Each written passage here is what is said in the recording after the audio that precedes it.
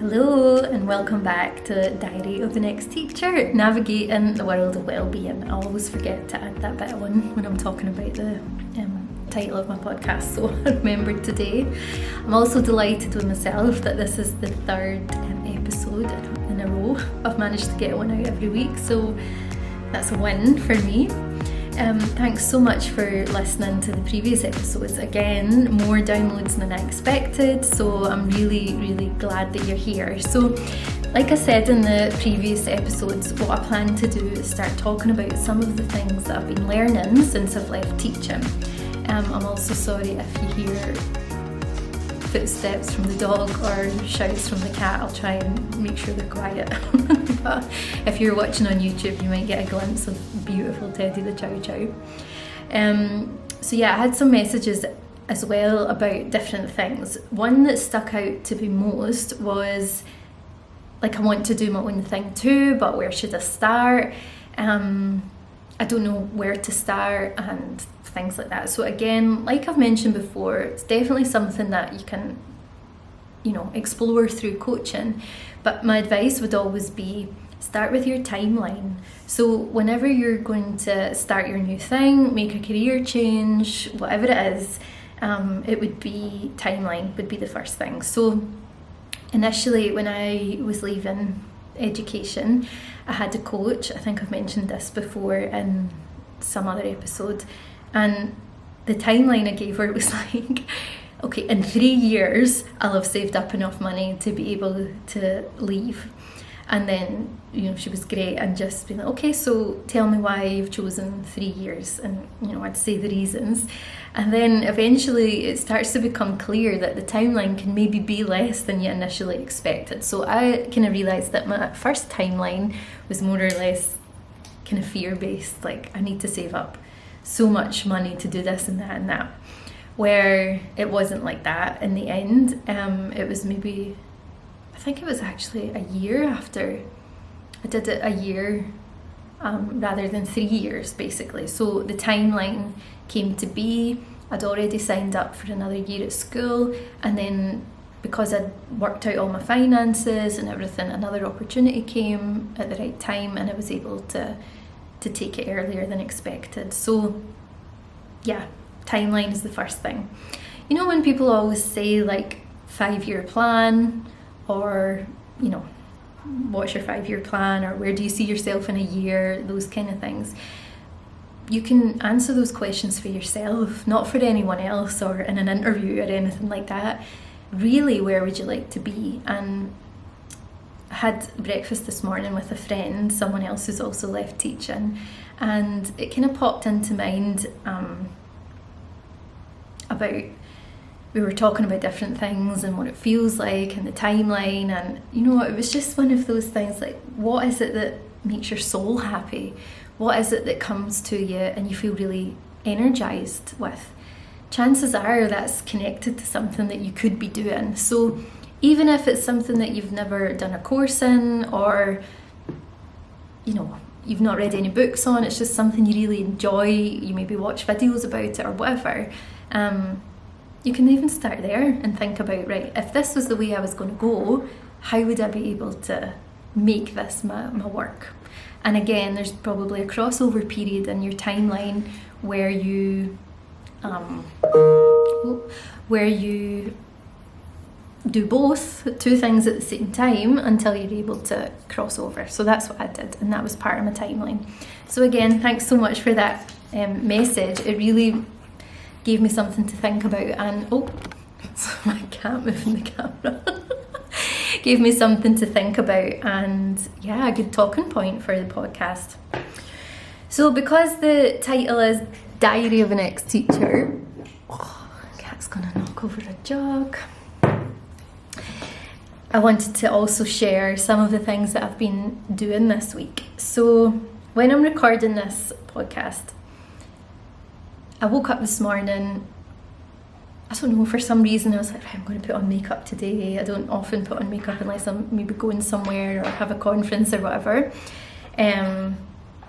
But yeah, today it was just like, well, I'm going for breakfast and it would be nice, and I'm going to do my hair different and those kind of things. And then I read lots of different groups, WhatsApp group messages that I have with lots of friends, mostly women to be honest, and they were all talking about, one started a new business that's all about like beautiful oils, and it's all about wellness and Ayurvedic care, and the website is just so lovely. And then we were all talking about different things, and then one of the astrology messages popped up on my phone, and it was like Venus is going into Libra today. So if you're into astrology, you'll know that that's like a day of beauty in so many different ways. The planet Venus is at her happiest when she's in the sign of Libra and also Taurus. So I'm a Taurus, and it was just really lovely, because I thought actually it made me really reflect on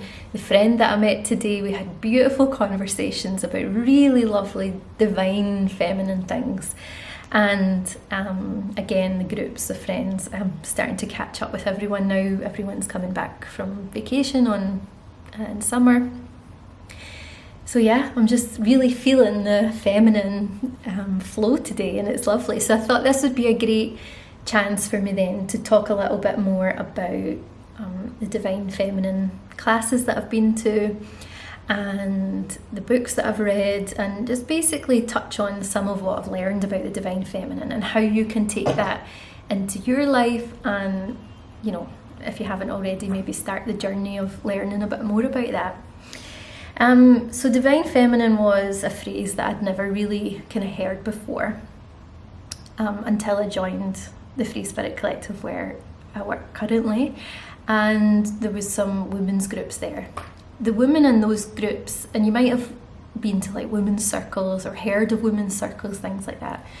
The women in those groups are now really close friends of mine, and I would say it's because initially, like, we were very open in the session, and the sessions were designed in such a way that just naturally, organically happened. And we talked about the things, what it's like to be a woman in society. And we all come from different backgrounds, different ages, different experiences. So through those really enriched, deep conversations with other women, we knew things about each other before we even knew, like, surname, do you have kids, do you not have kids, what's your job, all those things that we tend to begin with currently in society when you meet someone new, or almost like the small talk, if you like. But we ended up really going into the depths, and it was just so nurturing, and it felt really contained and like a safe space. And sometimes in the group, someone would bring something that's happening in their life, and then the rest of us would hold the space for them while they talked through that. And then again, also we would learn about different concepts, different archetypes. So the first thing I would say, if you've not really came across the phrase divine feminine, start your own kind of research on it. Initially beginning with, well, what does that bring up for me when I hear, like me, Ashley, say divine feminine? When I hear those two words, what comes up for me? Also, on the other side, there's divine masculine. Now, the ideal is that you have a balance of both. So it's not, although there are elements, and there are feminists who really, love the divine feminine, and of course it's those things, it's about being a strong woman and a warrior woman and those things, but there's also so much nurture and softness and Venusian qualities to it. And men can also have the divine feminine. It doesn't mean that they're effeminate, it means they're in touch with the sides and the elements that the divine feminine encompasses, like in touch with emotions, in touch with feelings, and many other things. Again, with the divine masculine, many women can also, we all have that in us as well.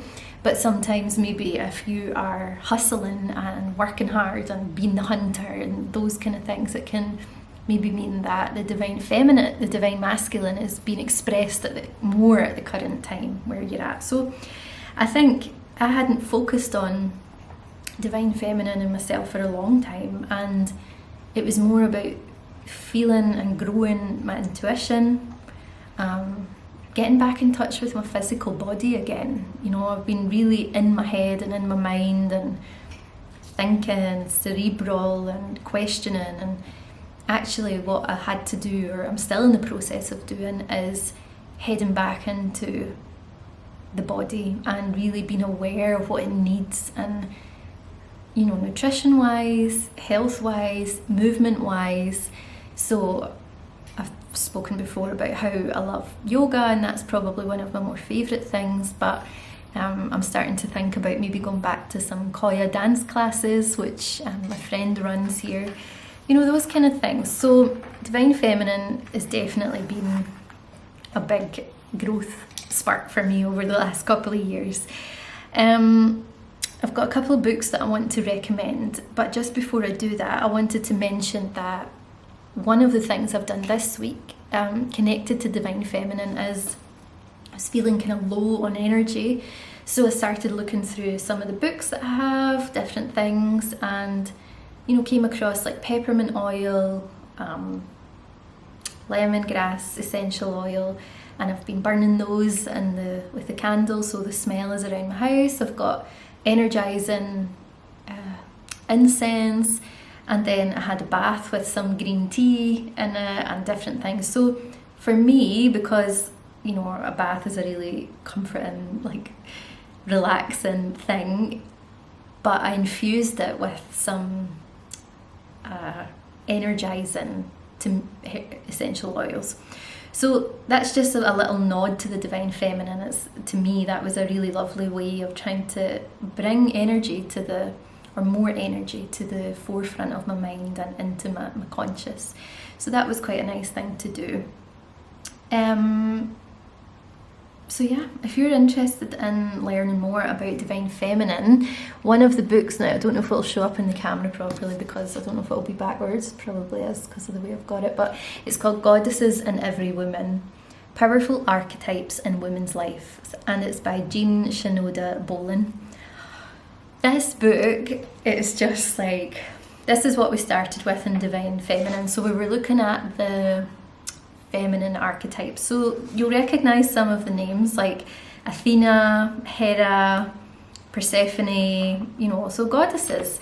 And we started looking at the different archetypes. So the two ladies that ran this class was Briar and Dana of Free Spirit Collective. And I had obviously known the names of the goddesses, and I'd always been really interested in like mythology, Greek mythology, that kind of thing, but I'd never really found I don't even know how to put it. I've always been interested in it. I love the stories, but I've never found a thing that's really sucked me right in. And then these classes and learning about the goddesses and the archetypes, that was it. So the archetypes are like almost traits that we all have in some capacity. So there'll probably be a primary goddess that you identify with most. So for the classes that we did, or the groups, every week we focused on a different goddess, and it really helps you explore the internal Divine Feminine, how that goddess shows up for you, stuff like that. I'd say at that time, and probably now I'd need to reflect a little bit more, Hestia was the primary goddess that spoke to me the most. It's like the goddess of the hearth, so your home is very important to you, tending the things around your home, the plants, the animals. It's like, yeah, that kind of makes sense to me. I mean, there's a million other things about Hestia, but I can also pinpoint different times in my life where I would say particular goddesses were more prominent. So this book is just a really, really nice place to start if you haven't looked into Divine Feminine or goddesses or the archetypes. Yeah, I totally recommend it. I actually listened to it on Audible. I think it's read by the author, and then I bought it because I'm just a geek who needs both, and I will start dipping into the book and highlighting different bits over time. So yeah, and how I'll use that in future. So I'm thinking about, you know, if you're in a corporate environment or whatever your work is, think about how the goddesses would show up. So I think, is it Athena that's the goddess of war? I might be wrong. But you know, whatever one it is, it's like bringing that strength of that goddess into the situation, you know. And it's the way that I've talked about character strengths before. It's like they're all in there, but you can utilize them effectively to bring what you need for whatever moment in time. So for example, I could maybe look more at Persephone, for example, and it does, she's kind of resonating with me just now because she obviously lived half her time in the underworld with Hades, is that right? And then the other half up on earth with her mum.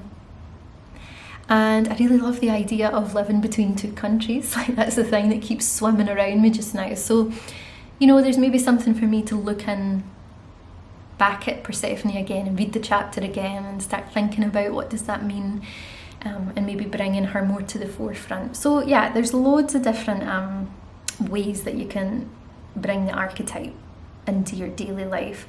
In terms of teaching, if you were bringing the divine feminine, there's a reason also why teaching, especially primary teaching or nursery, is predominantly females, because we have an innate nurture and care that tends to the village children. You know, it's like we come together in a group and support the children, and we're there for them and look after them. And obviously 2,000 years ago that would have looked really different, but now in schools, you know, there's these nurturing women. And of course that's not to say that there's obviously a lot of male teachers as well, but again, perhaps male teachers, if you're listening, you think about tapping into the divine feminine. Like, how is your teaching process, how does it encapsulate divine feminine? And then maybe on the other side there might be a lot of female teachers in leadership or whatever, and they're really working in the divine masculine, where they're tapping into the hustle and bustle and the structure and different things. So yeah, it's a really lovely way to reflect on your day-to-day life. So I would definitely start thinking about what those terms mean for you. Then have a look at the book if you're interested. But yeah, it was just the archetypes is like a whole new animal for me. So there's lots to be learned from there. Another couple of things that have happened this week is I have been looking into the golden visa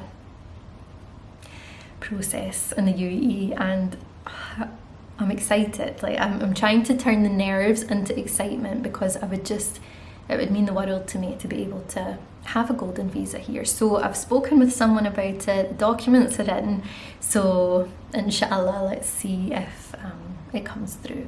And if it doesn't, then I'm like, okay, so there's a lesson to be learned, there's maybe something else that'll have to happen, maybe there's more learning about research or different things. So yeah, that's something else that's happened this week. And I've been looking at licensing, business licensing, and that again is a whole other kettle of fish. So I think I'll spend a lot of the next few days researching, finding out what things look like, and hopefully in my next episode I'll be able to kind of report a bit more back about that. But yeah, I think that's it from me. So as always, message me. I love to hear from you, and it was really nice to be able to start the episode with a takeaway right away, which was when you're thinking about changing career or improving or going for promotion or changing something within your career, if you're in education or whether you're looking to leave education at all, timeline. Think about the timeline, that's the starting point. So yeah, get in touch. I'd love to hear any comments that you've got, and thanks so much. I'll see you next time.